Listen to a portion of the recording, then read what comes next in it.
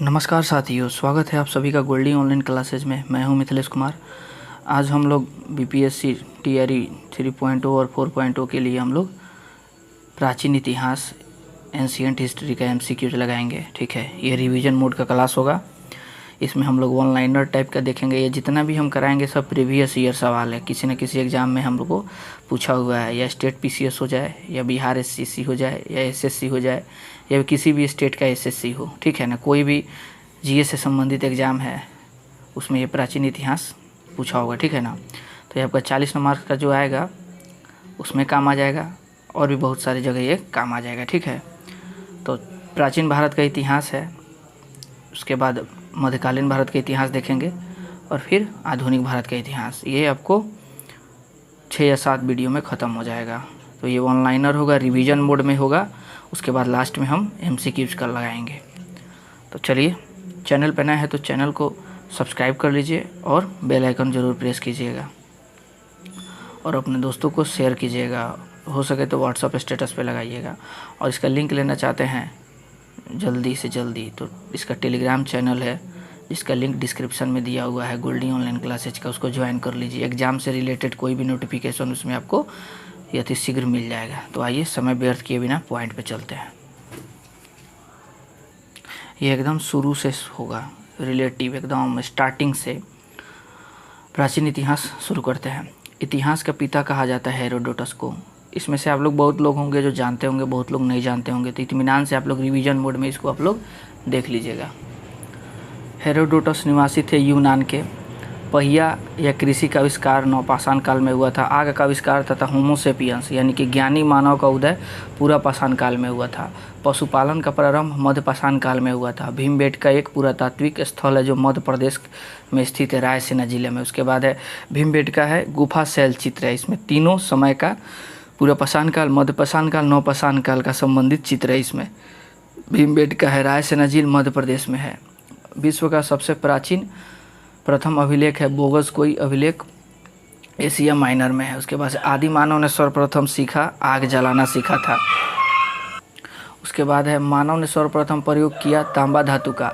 सबसे पहले पालतू बनाया गया कुत्ता को। देखिए, कुत्ता गली में भौंक भी रहा है। सिंधु सभ्यता का काल है 2500 से 1750 ईसा पूर्व।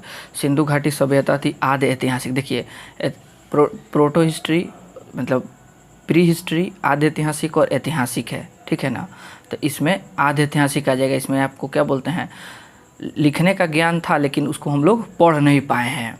ठीक है ना, पहिलका में था पुरातात्विक स्रोत था, उसको उस समय लिखने का ज्ञान ही नहीं था। और ऐतिहासिक में लिखने का ज्ञान भी है, उसको पढ़ा भी गया है। तो ये बीच का ज्ञान है, यानी कि यहाँ पे आपको लिपि मिला है कि हाँ, लोग पढ़ना लिखना लोग जानता था, लेकिन उसको हम लोग अभी नहीं पढ़ पाए हैं।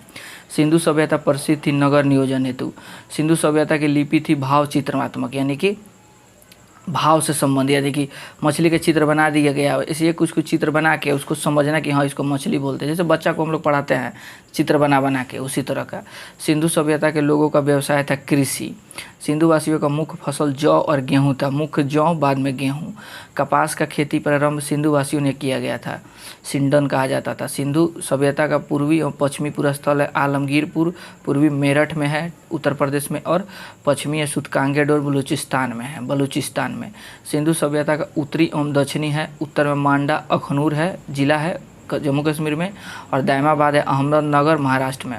आलमगीरपुर कहाँ स्थित है, हिंडन नदी के किनारे स्थित है। मांडा स्थित है चेनाब नदी के किनारे। और सिंधु सभ्यता थी एक नगरीय सभ्यता थी। सिंधु सभ्यता का विस्तार कैसा था, त्रिभुजाकार था। सिंधु सभ्यता का प्रमुख बंदरगाह लोथल है। उसके बाद सिंधु सभ्यता भोगवा नदी के किनारे स्थित है। फिर भारत में हड़प्पा का विस्तृत स्थल राखीगढ़ी में है। हिसार जिला पड़ेगा हरियाणा में, घग्गर नदी के तट पे है। सिंधुवासी पूजा करते थे पशुपति की। हड़प्पा सिंधु सभ्यता के बारे में सबसे पहले जानकारी चार्ल्स मैसन ने दिया 1826 में। और ये आपको 6 to 8 का TRE 2.0 में प्रश्न पूछा हुआ है। आप लोग जाकर प्रश्न बैंक उठा के आप लोग देख लीजिएगा। नेक्स्ट है, हड़प्पा स्थित है पाकिस्तान के पंजाब प्रांत में। वहाँ मोंटगोमरी जिला उसके रावी नदी के तट पर स्थित है। हड़प्पा की खोज दयाराम साहनी ने 1921 में किया था। फिर हड़प्पा की सभ्यता थी कांस्य युगीन सभ्यता थी। उसके बाद हड़प्पा समाज कैसा था, मातृसत्तात्मक समाज था। स्वास्तिक चिन्ह देन है हड़प्पा सभ्यता की। रिवीजन मोड का क्लास है, आप इसको रिवीजन कर रहे हैं। ठीक है, नया कुछ नहीं पढ़े हो, समझिए आप रिवीजन चल रहा है। हड़प्पा निवासी का किस चीज़ में रुचि था? शतरंज खेल में। धौलावीरा स्थित है गुजरात कच्छ जिला में। R37 कब्रिस्तान कहाँ से मिला है? हड़प्पा से मिला है। हड़प्पा के लोग अनभिज्ञ थे, यानी कि लोहा को नहीं जानते थे वो लोग। ऋग्वैदिक काल में यानी कि वैदिक काल में लोहा खोज हुआ था, उत्तर वैदिक काल के लगभग। हड़प्पा में मिट्टी के बर्तन लाल कलर का होता था। ये आपको बिहार के सिविल सर्विस एग्जाम BPSC में पूछा हुआ है ये एक सवाल, यानी कि सिविल सर्विस में, टीचर वाला में नहीं, पूछ भी सकता है टीचर में। मोहनजोदड़ो एवं हड़प्पा की पुरातात्विक खुदाई के प्रभारी थे सन जॉन मांसल। मिस्र के राजा कहलाते थे फराओ, इसको याद कर लीजिएगा आप लोग। चावल का साक्ष्य लोथल एवं रंगपुर से मिला है। जुते हुए खेत के साक्ष्य कालीबंगन से मिला है। उसके बाद एक कालीबंगा का अर्थ होता है काले रंग की चूड़िया। अग्निकुंड प्राप्त हुआ है लोथल यानी कालीबंगा, दोनों जगह से हवन का कुंड या अग्निकुंड। घोड़े के हड्डी का अवशेष सुरकोतदा से मिला है, लेकिन सिंधुवासी घोड़ा के हड्डी घोड़ा से परिचित नहीं था लोग। सिंधु सभ्यता की सबसे बड़ी इमारत है मोहनजोदड़ो, इसका खोज 1922 में यहाँ से अनागार का खोज हुआ था। मोहनजोदड़ो का अर्थ है मोहनजोदड़ो को खोजा था राखलदास बनर्जी ने। मोहनजोदड़ो का अर्थ होता है मृतकों का टीला। नर्तकी की कांस्य मूर्ति मिली है मोहनजोदड़ो से। फिर उसके बाद मोहनजोदड़ो क्या है? मोहनजोदड़ो है पाकिस्तान के सिंध प्रांत से लरकाना जिले में सिंधु नदी के तट पर स्थित है। मोहनजोदड़ो से प्राप्त स्मारक बृहत स्नानागार है। मेसोपोटामिया का अर्थ क्या होता है? यानी कि आधुनिक नाम इसका इराक है और दो नदियों के बीच की भूमि होता है। वैदिक सभ्यता का काल 1500 से 600 ईसा पूर्व है। वैदिक काल, दोनों वैदिक काल का बात चला रहा है। वैदिक काल का निर्माता या संस्थापक आर्य थे। आर्यों की जानकारी मिलती है ऋग्वेद से। ऋग्वैदिक काल में आजीवन अविवाहित रहने वाली महिलाओं को कहा जाता था अमाजू।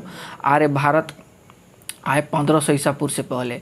आर्य पहले कहाँ बसे थे? पंजाब एवं अफगानिस्तान में। आर्यों का मूल निवास स्थान कहाँ है? मध्य एशिया में है। आर्यों का मुख्य व्यवसाय पशुपालन एवं कृषि। बस इसको आप लोग सुनते चलिए और मतलब देखते चलिए, इसको 2 बार देख लीजिएगा, याद हो जाएगा आपको। आर्यों की भाषा संस्कृत है और पीने वाला पदार्थ सोमरस था, जो हिमालय के मुजवंत पर्वत से प्राप्त किया जाता था। आर्यों के प्रिय पशु घोड़ा और देवता इंद्र थे। आर्यों का समाज था पितृ प्रधान था। वेद एवं वेदांगों की संख्या क्रमशः वेद 4 और वेदांग 6 है। सबसे प्राचीन वेद ऋग्वेद है, इसमें 1028 सूक्त है। यह TRE 1 में प्रश्न पूछा हुआ है, कितने सूक्त हैं? ऋग्वेद के संकलनकर्ता कृष्ण द्वैपायन वेद व्यास थे। ऋग्वेद ऋचाओं को पढ़ने वाले ऋषि को होत्री कहा जाता है। ऋग्वेद में सर्वाधिक बार वर्णित नदी सिंधु का है। ऋग्वेद में वर्णित सबसे पवित्र नदी सरस्वती है, इसको नदीतमा कहा जाता है। ऋग्वेद में गंगा का 1 बार और यमुना का 3 बार उल्लेख किया गया है। ऋग्वेद में वर्णित प्रमुख देवता कौन है? इंद्र। इनको पुरंदर यानी कि पूर्व माने क्या? किला, दुर्ग। इसको याद कर लीजिए। पूर्व पूछ देगा, पूछा हुआ सवाल है कि पूर्व का मतलब क्या होता है वैदिक युग में, तो हो जाएगा किला या दुर्ग।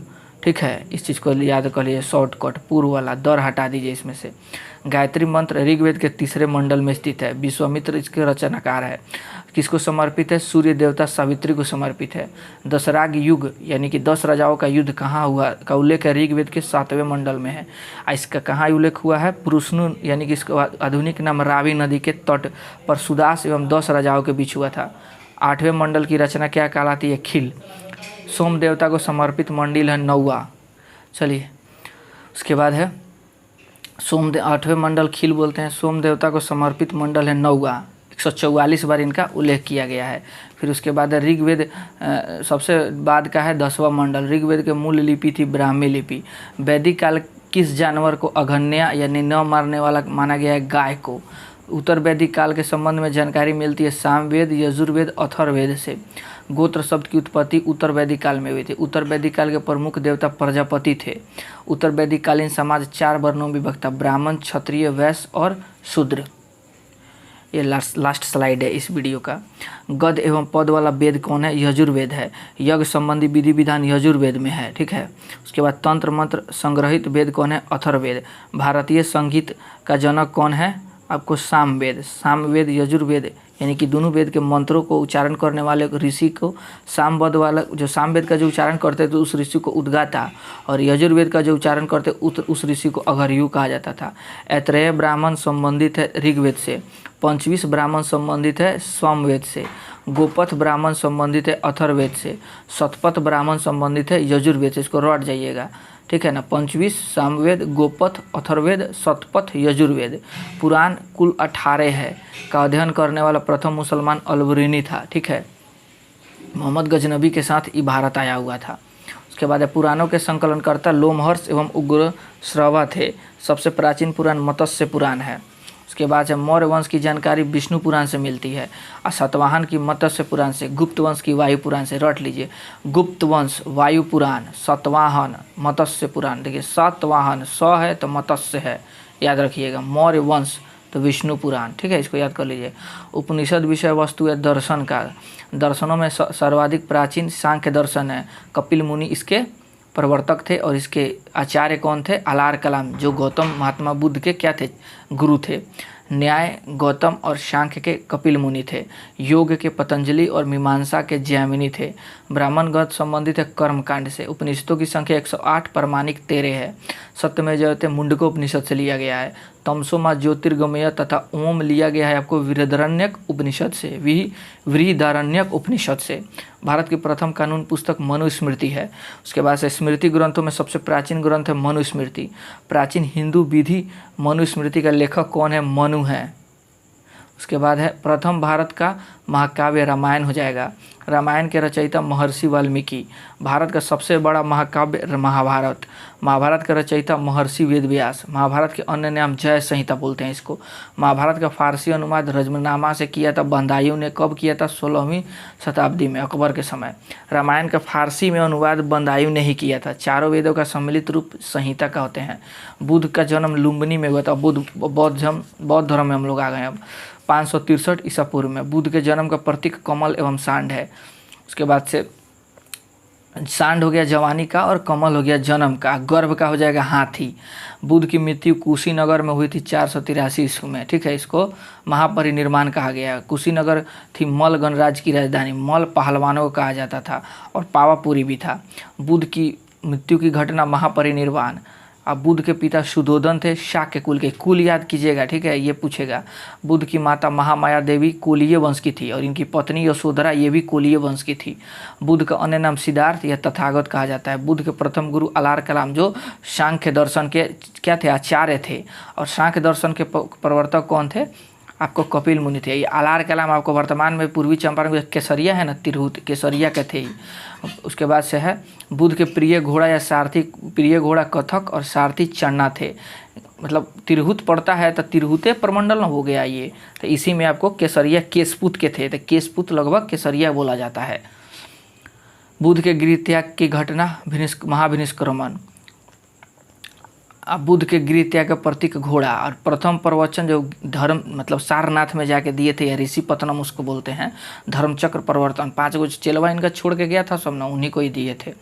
बुद्ध को ज्ञान की प्राप्ति बोध गया में निरंजना नदी के तट पर पीपल वृक्ष के नीचे हुआ था। जो पीपल वृक्ष अभी वर्तमान में जो जाइएगा ना बोध गया में, तो अपना वंश का 5वां वंश का पीपल है, ठीक है। इसको शशांक कटवा दिया था और भी 2 बार नष्ट हो गया था। जो हुआ था ना, ये क्या अभी कोई चार्ल्स मैसन जो थे, जेम्स प्रीसेप या चार्ल्स मैसन, इन लोगों ने ही जो 5वां है उसको रोपा हुआ है। वहाँ आप जाइएगा तो केवल उसका पत्ता आप उठा सकते हैं, वो गिरल पत्ता, इसे छूने का हक नहीं है। बुद्ध ने प्रथम उपदेश दिया था सारनाथ में। तो ये हमारा फर्स्ट वीडियो हो गया, ठीक है। इसका 3 वीडियो और आएगा तो प्राचीन खत्म हो जाएगा, और उसके बाद मध्यकालीन का 2 आएगा, और हम आधुनिक का डाल दिए हैं, ठीक है। तो उसको आप लोग जाके देख लीजिएगा। तो चैनल पे नए हैं तो चैनल को सब्सक्राइब कर लीजिए। हड़प्पा सभ्यता का सबसे पूर्वी स्थल सुतकांगेडेर हो जाएगा। उसके बाद हो जाएगा आग का आविष्कार किस काल में हुआ था? तो पूरा पाषाण काल में हुआ था।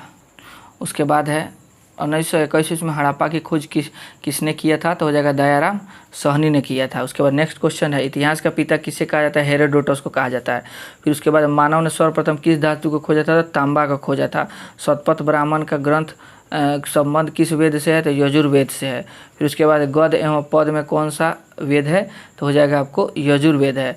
नेक्स्ट क्वेश्चन है आपको घोड़े का जीवाश्म या हड्डी कहाँ से प्राप्त हुआ है? सुरकोतदा से प्राप्त हुआ है। फिर उसके बाद नेक्स्ट क्वेश्चन है गौतम बुद्ध का जन्म लुम्बिनी में हुआ था। फिर उसके बाद नेक्स्ट क्वेश्चन है भीमबेटका किस लिए प्रसिद्ध है? गुफा शैल चित्रों के लिए प्रसिद्ध है।